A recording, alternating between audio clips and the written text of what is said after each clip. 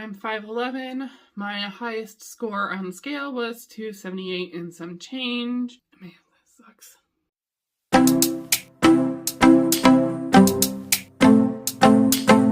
Hi, welcome back to my channel. It's Holly Allison, where we talk about, what's going on in my life, and the main three things are going to be yarn-related pursuits, minimalism, and weight loss. And we are going to talk about weight loss today and where I'm at after nearly a month of doing Weight Watchers consistently and consistently tracking.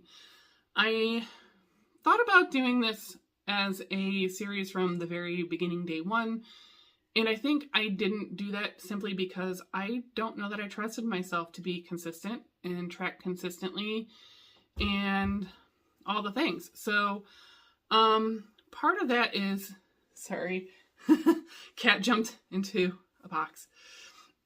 And so part of that was because the 2-week trial that I had started on, there were things I forgot to track, or I'd be like, or I thought for some reason in my mind, I thought oatmeal was a 0-point food and it wasn't. And so it was very, I think like haphazard would probably be the best way to describe it, but it still brought a lot of mindfulness into what I was eating and obviously making better choices and incorporating more fruits and vegetables and that sorts of things into my eating habits. So far I feel like that was very good for me. And then of course I went ahead and bit the bullet and decided to get the paid membership. And so after about 1 month, I weighed in a little over 11 pounds of weight loss for 21 days of, well, I would say consistent tracking in the sense that I did track every single day. How well I stuck to things or remembered to track every single thing. The other thing I would say I could have done better at was the beverages. Some of them I think had more calories and probably point value attached to them than I had initially thought, or I just, you think about the food, not as much about the drinks. And I know that logically we all know these things, but it's just easy to forget to go, oh shoot, I had, some matcha tea that had some sugar in it, or whatever the case is. And so I would say those were opportunities for improvement.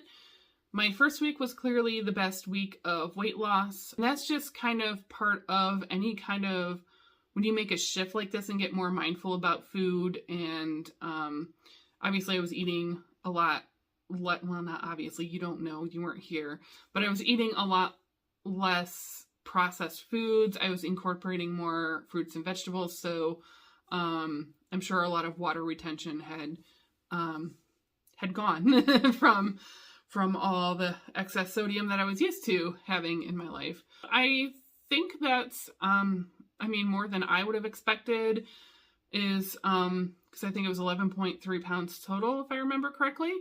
And so that's more than I would expect in a 3-week, or even, I would say that's a decent month. That is a really good month, honestly. I know we all want to lose weight faster, but I think that seems like a healthy amount of weight for a single month. I will weigh in again this Thursday. I'm a little concerned, to be honest, simply because my scale, something about it was just, it's not settling in correctly. It just kept kind of fluctuating around. It hadn't done that before, so I changed the batteries and it was still just not wanting to settle on, a particular weight. So I am actually getting a new scale, which means, in theory, they should be calibrated very similarly. There is a chance that they're slightly different. I could potentially, be going up in weight this week, even though, that may not be the case. It may just be different calibrations and newness of, the actual scale. So we'll see where that goes, because who knows? And so I think the thing that in this first month that is most important was obviously just remembering to track. And I'm the kind of person that once I do something new, I tend to somewhat hyperfixate anyway. So to me, it was like, okay, let me... If I have this, if I have that, what if I, eat this? Oh, that's higher point than I want. But, well, what if I want some of it? So then I'll just have a smaller portion. Like, what am I willing to spend points on? Which realistically you can do with calorie tracking, but points for some reason makes it simpler in our minds. And it does allow the quality of the food to be taken into consideration. So like, 100 calories of chicken is 0 points versus, 100 calories of candy is probably going to be like 6 or 7 points. I'm guessing. I don't know. I guess I'm not a really huge candy eater, so that was a terrible analogy. And so I think that's a really good way to look at foods. And it doesn't mean you can't have candy. It's just, are you willing to spend points on candy or cookies or chips or whatever is going on? I should probably use chips because I'm a chips and salty kind of gal. That's crunchy and salty. That's just the way to my heart. The other thing that I felt this month was, I think was interesting, or at least different from in the past, was I had always done weight loss in the past for other people or external motivation prior to now. And I kind of wondered if that was sort of the same because, we all want to look and feel our best, obviously. Like, that was the main reason that I talked to my doctor about, like, I need to do something about my weight. And so we had a very honest conversation. I'm like, my breathing is harder, especially at nighttime. Let's see, I'm trying to think what else. Like my joints, it's not the same. Everything's just harder. And when you go from being thinner to being overweight, I feel like you feel it more. Where, and I say that with like, my younger brother was always overweight until, in his late 20s. And when I mentioned stuff like, oh, I was having a harder time breathing, or like, I just feel it like a difference. And like, he didn't understand that because to him, he'd always, I guess had the same experience, and he didn't notice the improvement as he lost weight so much as I noticed how much harder things got as I put the weight on. So that was very interesting to me. But those were my main reasons. I'm just tired of feeling like crap. And I noticed when I was fitter, even though it was for maybe, I don't want to say the wrong reasons, but it wasn't for myself.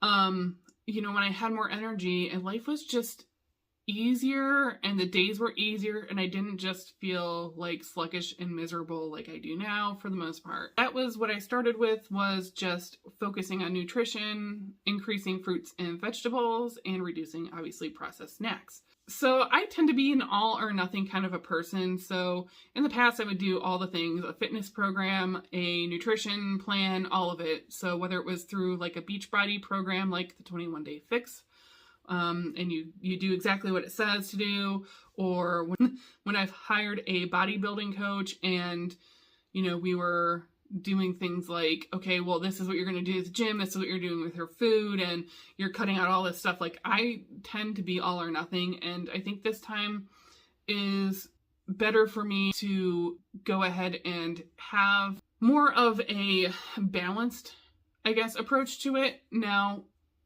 does that mean I'm never giving up processed foods? I hope I do eventually someday, honestly, because like, they're really not that great for us. But in the meantime, they're fine. I'm fine with it.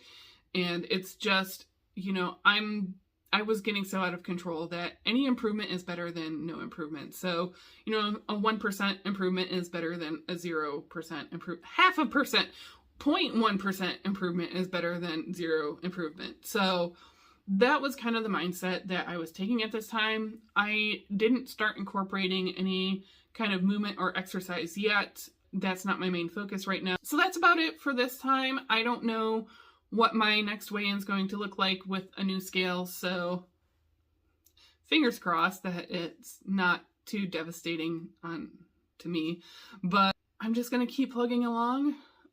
If you're also starting your journey and not sure where to start or what the best plan is for you, I mean, honestly, just talk to your doctor. I think that's the first time I've actually done that. And what's interesting, it's actually a new doctor because mine had moved or something.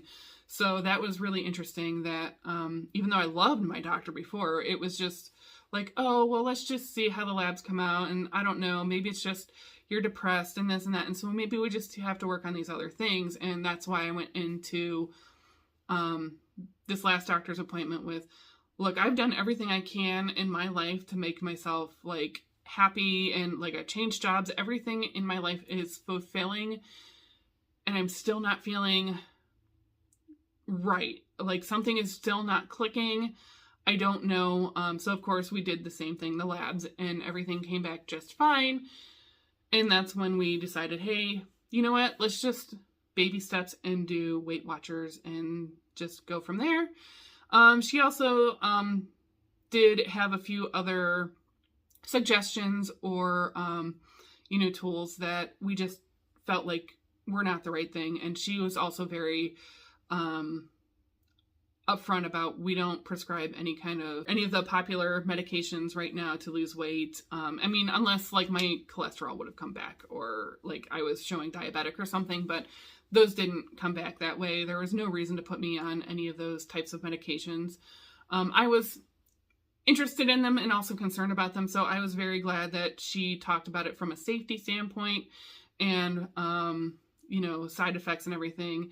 And also, the experience of those when they come off of them. And I don't know where I was going next with that.